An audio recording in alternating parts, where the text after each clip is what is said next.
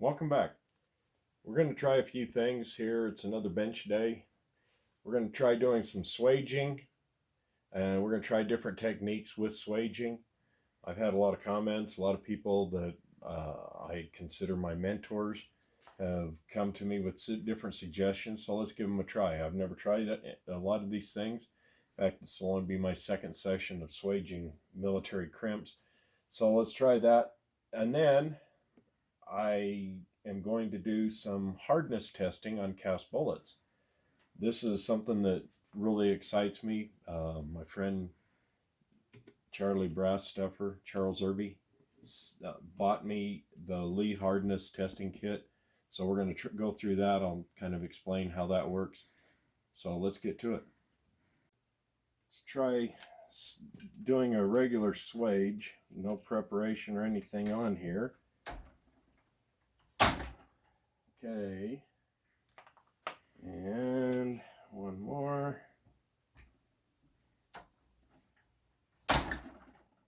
These aren't too bad. Now I'm going to try a little bit of this unique case lube on the swaging dimple. Let's see if that's any easier. Oh yeah, that's so much easier.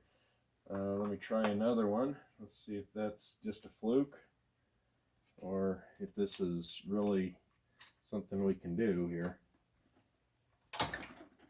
Well, I'm not sure how good that crimp is. Let's try one more. Just a little bit in here. Now these cases are all going to get cleaned up again anyway, so I don't care if there's a little bit of lube on there.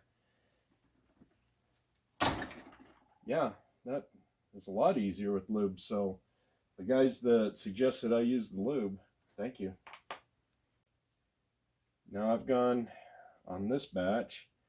I've used my Case Prep, my Lyman Case Prep Express primer pocket reamer, just to lightly touch this. Let's see if this makes any difference on the swaging. No, not really, because I'm still swaging all the way down into the primer pocket. So let me try one more. Yeah, it's not as bad as completely dry. So let me try one more. We'll see. Go for an average of 3, right? Okay, those look okay. These I've used the primer pocket reamer lightly on it, but I'm also going to use a little bit of lube. Let's see how this works. See if it's any easier than just doing the reamer. Oh yeah, look at that, just like butter. So this lube, it's working whether you want to use the reamer or if you want to just unmolested, because I'm going to still use the reamer even afterwards. I mean, look at that. This is coming out really slick. So I think I mean, look at that. You saw I wasn't even using any pressure to get that off. I don't think I've destroyed the primer pockets by doing this, because I'm going to put them through the reamer anyway once I do the brass prep. But I'm just skipping the step for later. Now, as you can see, I'm swaging these crimps out and not even using any pressure. All right. My friend Charlie Brass Stuffer, Charles Irby, go check out his channel. He bought this for me from Midway. It's a Lee Lead Hardness Testing Kit. And if you are a caster or even a reloader, you really need one of these, because you're not going to know what kind of pressures you can shoot your cast lead bullets out of until you get an actual reading on your lead bullets. So I've got 185 grain 45, I've got a 200 grain 45, 158 grain 358, and 147 grain 9mm 355, or actually I think it's 356.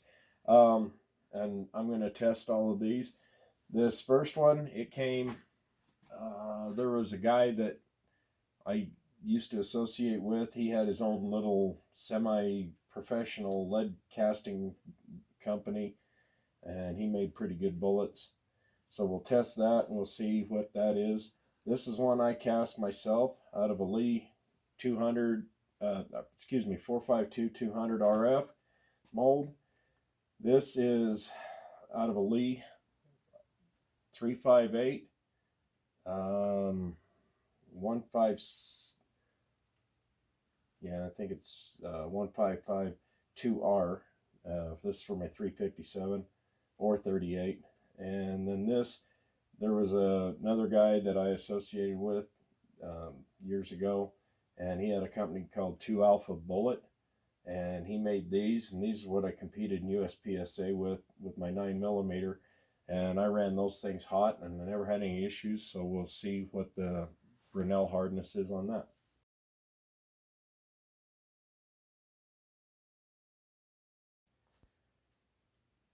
You're going to need a flat file to file off a smooth surface. I'm using a 10-inch flat bastard file, double cut. You'll notice there's still some lead in here. I keep working on that with my wire brushes. I'll get that lead out eventually. But you're going to want to cut a flat surface on one side of the bullet, and then you're going to stick it in your cradle like this, and you're going to bring it up, and this indenter right here must be flush, and you hold it for 30 seconds, and I'll time that here. So as long as this stays flush for that 30 seconds, you're good.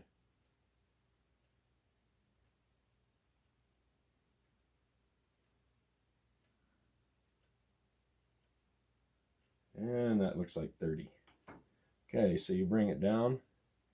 I don't know if you can see, but there's a dimple in there.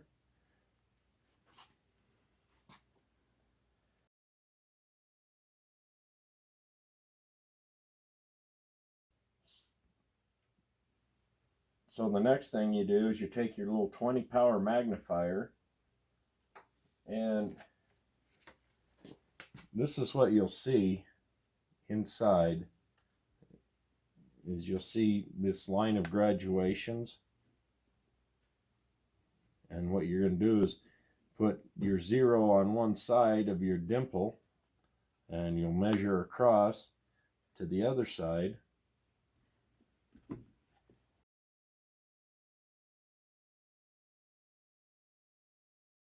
Then when you come up with a number, you go down this chart, and it'll tell you what I should be somewhere in the, I'd say 0.048 to 0.056 range. This is your common Brinell hardness, is 16 to 21 Brinell hardness. If you have a bigger dimple, then you are down into the 8 to 9 Brinell hardness range. That's soft lead. You're not going to run that really hard. In fact, you'll see here that it's going to say the pressure for an 8 Brinell hardness should only be 10,261 psi. That's pretty slow charge for any kind of a handgun bullet. On rifle bullets, you're usually up in the 30 to 40,000 range. So you want to have at least, well, let's say, 30,405 right here. Brinell hardness 23.8, and then on up. And that'll tell you what your pressure should be. So this is why it's important. If you're a caster or reloader, then you need to have one of these. They're not cheap, but they're not overly expensive.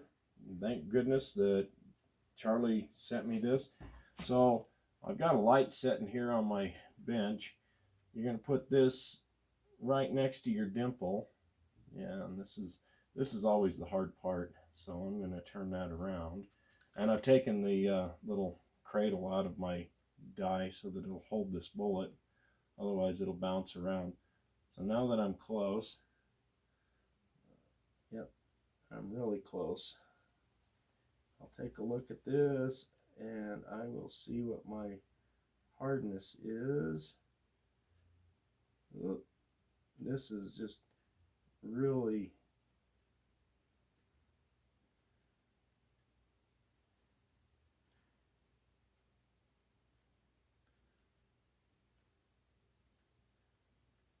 okay. I have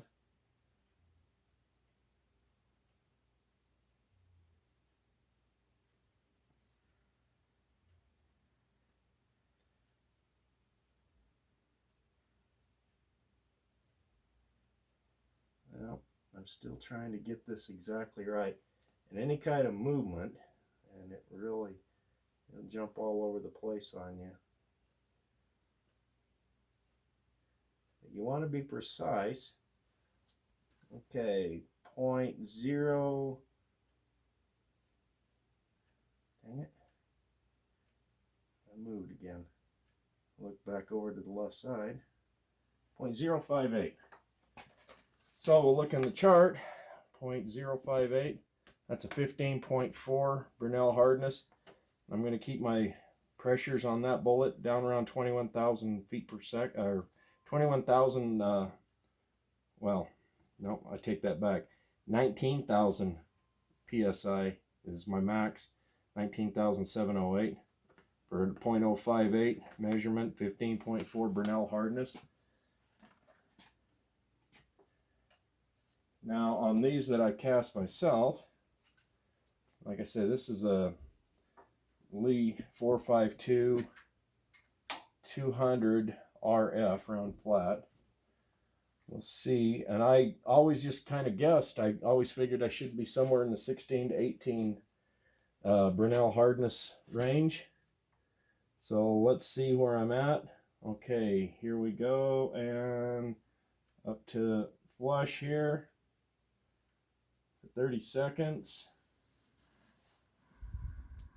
But I've shot a lot of these 452 200 RFs, and I've never really had any trouble. I always thought they shot really good, and I pretty much cast the same way for years, but I never knew what my hardness was. So this is an eye-opening experience for me, and that's close enough to 30 seconds.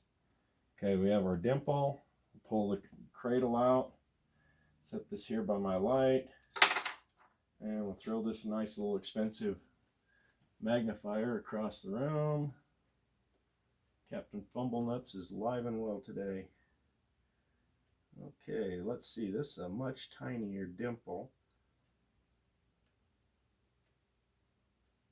Point, nope, I moved. 0.5, about 0.51. Okay, so we'll look here, 0.51. That's a 20.1 Brinell hardness. That's a win. That means I can run these things up to 25,000 PSI in my pressures.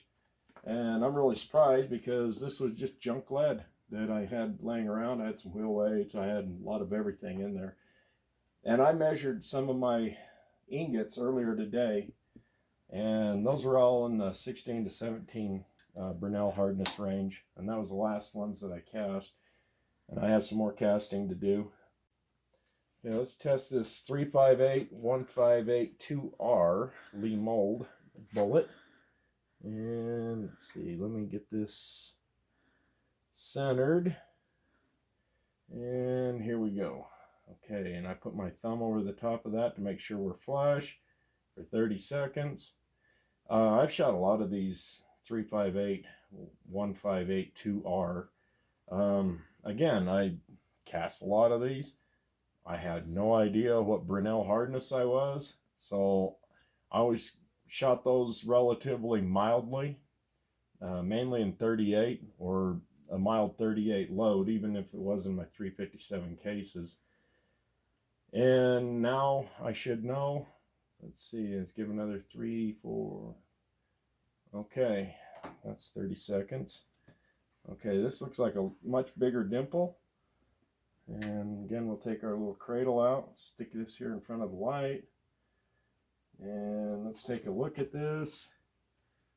Okay, once you get doing this a little bit, you start getting to a point where you can figure out pretty close where your dimple is. And I completely missed it that time. There it is. And everything's reversed. If you move the scope to the left, your dimple goes to the right. And let's see. We're looking at 0.485. So 0.48, that's a Brinell hardness of 22.7. That means I can run these things at 29,000 psi. I am really surprised. I'm going to do one more reading on this because that seems abnormally high for just random lead. So let me put this in here again. And this time I'll make the dimple a little bit off to the side. If you question your results, don't be afraid to do it again. Test it again. And like I said, I'm questioning the results of this. Okay, now let's do this again.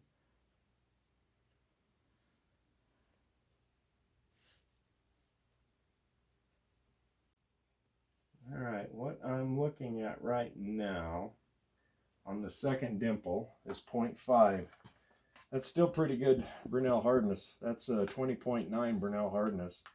That's still going to get me up in the 26, 27,000 psi range. That's pretty good for a lead 357. Now let me try the, I'm just really blown away by that. Again, this is just lead that I've thrown together, never knowing what the exact results were going to be. But my friends, they're going to make me a perfectionist one way or the other. And I say thank you. Thank you for pushing me into this. Okay, one more. Let me get this centered a little bit more. This is the 2 alpha bullet. Let's see what our 2 alpha came out at. Like I said, I ran these in USPSA quite a bit. Wow, I came out right on top of that dimple. And I am getting 0.524, 0.55. Because between the 4 and the 6, 0.55. That's a 17.2. That's not bad. I'm probably running them a lot hotter. That says 22,002 psi. I'm probably running these a lot hotter than what I should over all the years. And these have got a really long ogive too, so some 9mm don't like to feed them. But anyway, that's what I had for you guys. I really want to, I'll put some pictures, insert some pictures here. But I really wanted to encourage everyone to get one of these lead hardness testing kits from Lee and try your cast bullets. If you cast, you should have that. If you reload cast bullets, you should have that. So you'll know how hot you're going to run these. Thanks, and we'll see you next time.